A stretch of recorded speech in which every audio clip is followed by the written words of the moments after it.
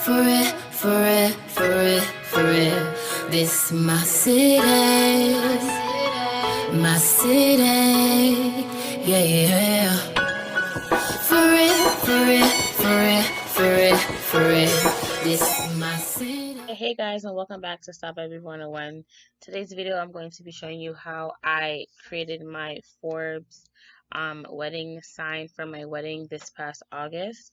I did everything from scratch, and it was pretty easy. So yeah, the first thing we did was color some letters. We picked up some letters that were inscripted style from Michaels, and we painted them with gold. The gold was not sticking to the letters as well as I wanted it to, so we definitely had to go over it with a few coats. We went over it a few times, I think maybe a total of 3 to 4, maybe more times. The first set of letters that were like that peachy coral shade, we were doing that for a completely different DIY, but the gold shade for all the letters, that's what we were doing here. And I'm just applying it. I let the paint dry before I add another coat, because if you apply your second coat while it's still wet, it just kind of moves around the first coat and doesn't do what you want it to do. It doesn't give you any kind of opaqueness. Even after applying all the coats we did, you still could kind of see the white showing through. So my suggestion would be make sure you get a very opaque paint. I don't even remember what paint I was using. I know everything was from Michaels, but make sure you get a very opaque paint. That way you don't have to do as many coats and use as much paint, and you get the color transfer that you want.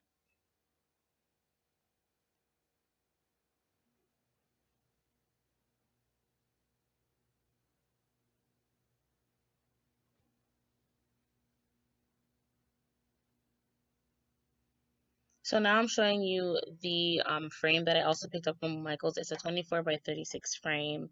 It was like this gray woody frame basically, and I'm just showing you the camera is not focusing. As you can see, I'm struggling here, but I'm getting ready to paint it white because my colors for this year's mini wedding were white, peach, coral, gold, and little hints of cream.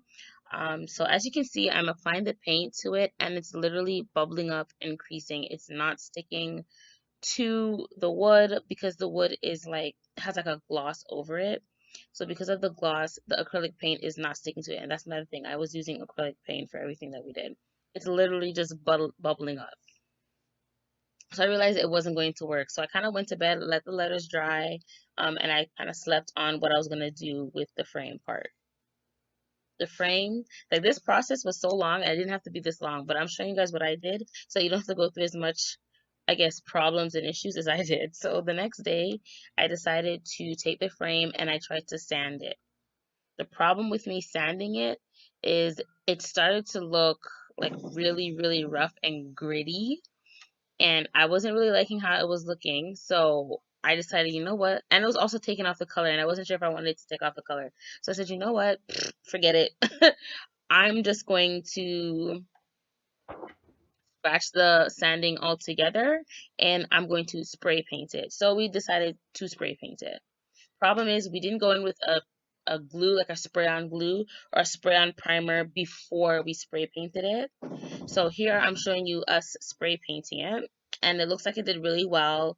We only have to do 2 coats, and you definitely have to wait a little bit before you do your second coat, and then you have to let it dry for about 72 hours total before you can do anything. 72 or 48? I don't remember. 24 to 72 hours before you can do anything with it. And don't worry about paint getting on the center part because we're going to be covering that up completely.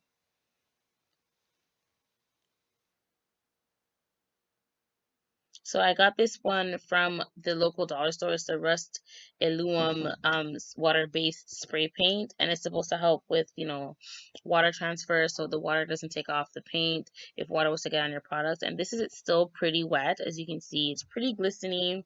And this is just 2 coats, I believe we did, 2, maybe 2.5-ish coats. So the next day, I was basically ready to start the DIY portion of the next day, or a couple of days after that. Sorry, I was ready to do the DIY portion of the project, and you can already see there's a little chip in the wood, but I didn't even see it while recording it. I was just so excited I couldn't wait to finally put the sign together. So here are the letters. This is after like 5 or so coats, sorry, of paint, and they're fully dry. So I got all my flowers from either Dollarama, Walmart, or Michael's, and I just kind of took them apart, and I kept the leaves because I was using the leaves as well, and I made sure I had equal amounts of flowers so that what I was doing wasn't too like random, and it was more coordinated. I also picked up these cute little diamonds. They're from Dollarama as well. It's in the wedding section, and I was going to add jewels to my frame.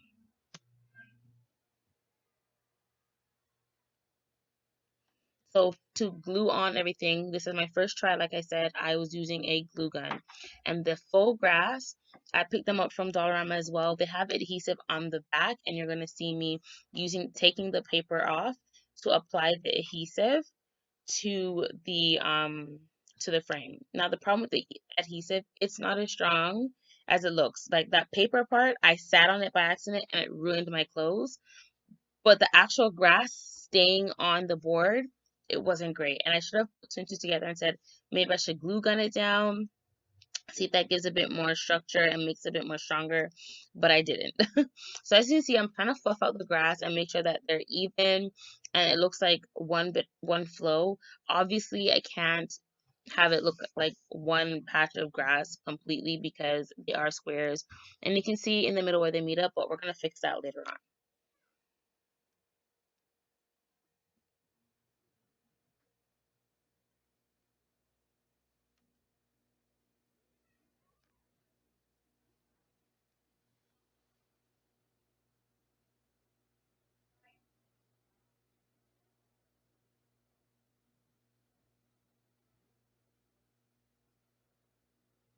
So here you can see it's overlapping.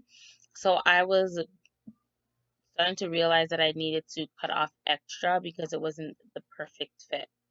So I was squishing it in as much as I could to see how much I could get to fit and look flat and unison as possible. But wherever I couldn't, that's where I decided to cut. Here I wasn't ready to cut because it looked pretty seamless and I knew I was going to be covering the seams regardless. But the next row you'll see.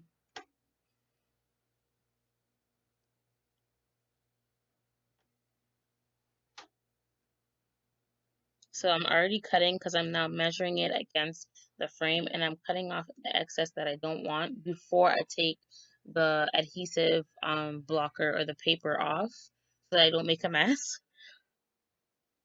I would suggest to get just a roll, how much ever roll amount, sorry, you need. Get a roll from your local garden shop or like Home Depot or something instead of doing these because they were so cheap and they weren't the greatest. You can even look on Amazon and see if Amazon has better selections. But the Dollarama or dollar store, the Dollarama, which is a dollar store, but this particular store, the quality was not the greatest. It was even ruining my scissors. Like I probably should have used heavier duty scissors, but it wasn't the greatest.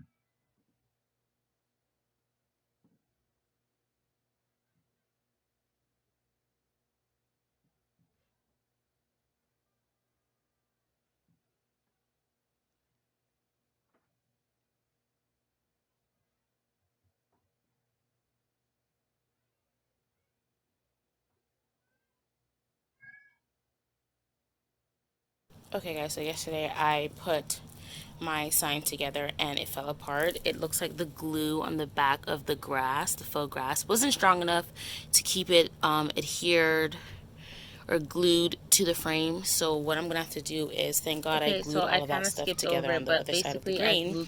I'm gonna have to lightly and gently pick this up on my board first, and then, sorry, I'm out of breath. I just finished doing a workout and I realized it. But yeah, I'm gonna have to lightly, gently pick up the floral and greenery, and then I'm gonna have to start slowly glue gunning it to the frame. So I'm gonna show you guys what I'm doing in just a second.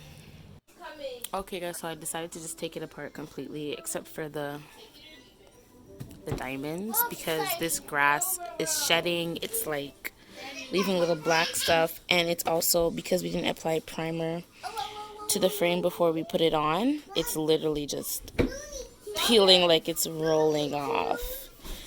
So what I'm going to do is I'm going to go to either Home Depot and or Michael's or both, and I'm going to get some E600 glue. because that's heavy duty. I'm going to get some fabric to wrap around the frame, some white fabric or some pearl or something to hide the frame since it's so scratched up now.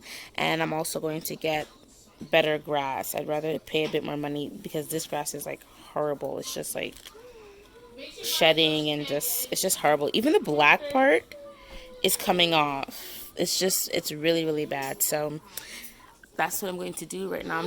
Removing the flowers off of the full green pot pieces or the grass pieces, and then I'm saving them over here. And here are the letters. So yeah, pretty unfortunate, but I'm happy now instead of I'm happy now instead of like on the wedding day when you put it up for decor and it just fell apart. I'm sorry, tearing off all of the white part instead of leaving any of it on because I had figured out a new idea to do, or a new idea, sorry, to put the border white, sorry.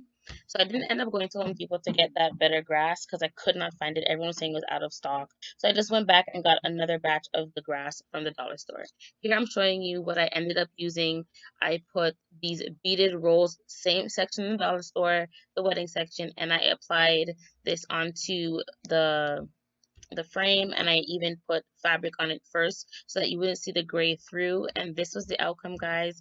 It lasted a lot better. On the wedding day, though, the wind blew it over, and the only thing that fell off was majority of the letters. But everything else stayed on. The grass didn't move, the fabric didn't move, the flowers didn't move, the diamonds didn't move.